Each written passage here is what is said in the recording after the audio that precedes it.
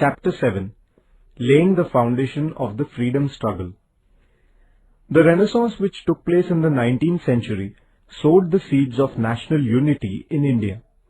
This process was accelerated due to the new educational system and the growth of the press. The feeling of unity, love of motherland, pride in our cultural and historical traditions, indignation against injustice, all these together led to the growth of a national consciousness in India. The foundation of the Indian National Congress was also an expression of this nationalism. Nationalism was not just a political ideology. Rousing the people against the economic exploitation perpetrated by the British was also an expression of this nationalism.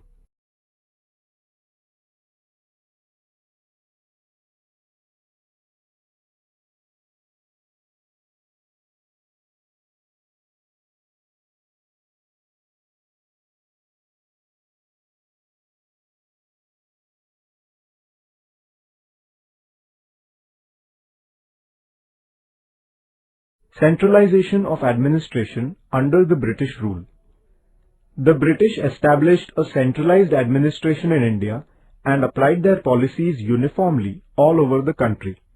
They also laid down a principle that all people should have an equal status before law.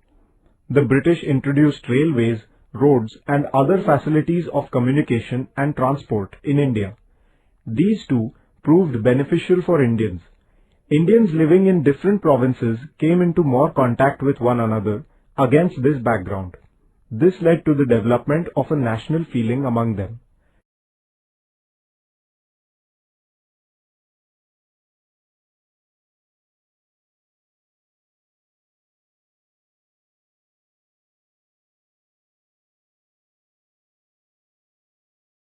Economic exploitation of India. The imperialistic policies of the British led to the economic exploitation of India. India's wealth was being drained towards England in many ways. The middle class was forced to bear the burden of a variety of new taxes. The peasants were crushed by the burden of land revenue. Their wretched condition was made even worse due to famines. The working class was being exploited by the capitalists. As a result, there was a deep discontent in the minds of all. Some Indians wrote books to express their views against this economic exploitation.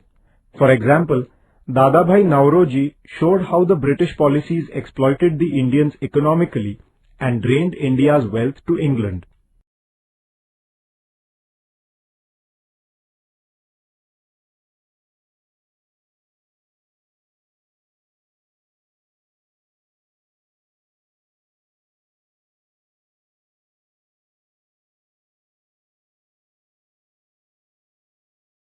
The impact of the Western education.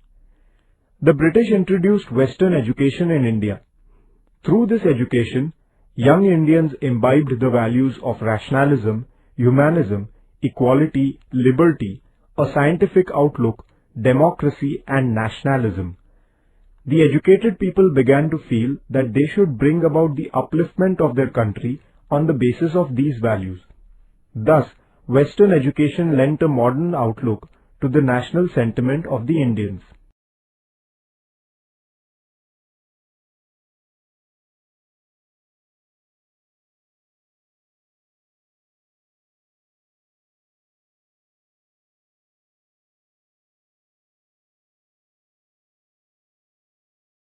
Study of Oriental learning. In the latter half of the 18th century, some Western scholars had started doing research in the field of ancient Indian history and culture. The Asiatic Society at Kolkata edited and published hundreds of manuscripts in Sanskrit, Persian and other Indian languages. Indian scholars like Dr. Bhau Daji Lad, Dr. R.G. Bhandarkar also carried out research which gave an impetus to the study of Indian history and culture. This made a valuable addition to the study of Eastern culture, that is, to Oriental studies. The knowledge that India had a rich and ancient cultural heritage aroused the feeling of national pride among the Indians. Newspapers, periodicals and literature. In the 19th century, printing as a profession grew rapidly in India. Newspapers and periodicals were published in regional languages as well as in English. They carried articles about the social, economic and political conditions in the country. Newspapers such as Darpan, Prabhakar, Hindu Patriot, Amrit Bazar Patrika, Kesari and Maratha rendered invaluable service in bringing about political awakening. Criticism of government policies and suggestions regarding the measures for the progress of India appeared in these papers and periodicals. Bankim Chandra Chattopadhyay in Bengal, Vishnu Shastri Chiplunker in Maharashtra and others created political awareness through their writings. The middle class, which had received Western education, assimilated the philosophy of democracy. They firmly believed that the people must have a place in managing the affairs of their country. They were enraged by the attitude of racial superiority of the British administrators, the subordinate position assigned to the Indians in the administration, and such other things. They realized that organized efforts were needed to put their grievances and discontent before the government. This realization led to the foundation of provincial political associations. The background to the foundation of the Indian National Congress. The educated Indians felt that they should be politically organized against the unjust British policies. Their objectives were to get justice through lawful means, to awaken the people, and to convey people's demands to the government. With this end in view, provincial political associations were established in different parts of the country. Surendranath Banerjee desired that the Indian Association formed in the Bengal province should become the center of an All India movement. In 1883, he organized an All India National Conference at Kolkata. Over 100 representatives from different parts of the country attended the conference. This was the first step taken by the Indians to form an All India organization. Foundation of the Indian National Congress. The first session of the Indian National Congress was held in the Gokuldas Tejpal Sanskrit Pathshala in Mumbai on 28 December 1885. Vyomesh Chandra Banerjee was the president of this session. 72 representatives from various parts of the country attended this session.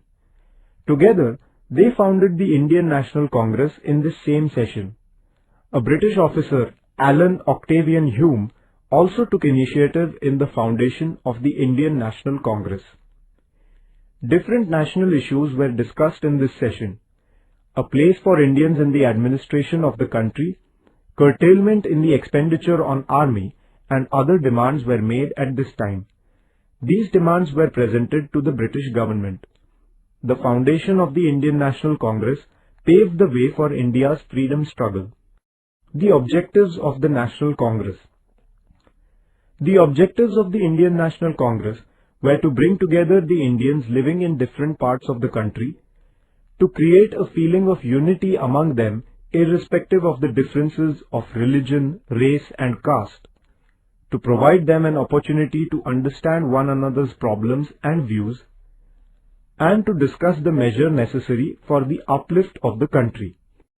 The progress of the Indian National Congress. The leaders of the National Congress were inspired by modern ideas and the love of motherland. They believed in the principles of liberty, equality and fraternity. They believed in constitutional means. They hoped that the British would give a positive response to their demands if the Indians followed constitutional means. The sessions of the Indian National Congress were held every year. This made the people aware of their problems. They felt that they should get organized to resolve their problems. The Indian National Congress aroused public awareness by raising its voice against the government oppression, economic exploitation, corruption, etc.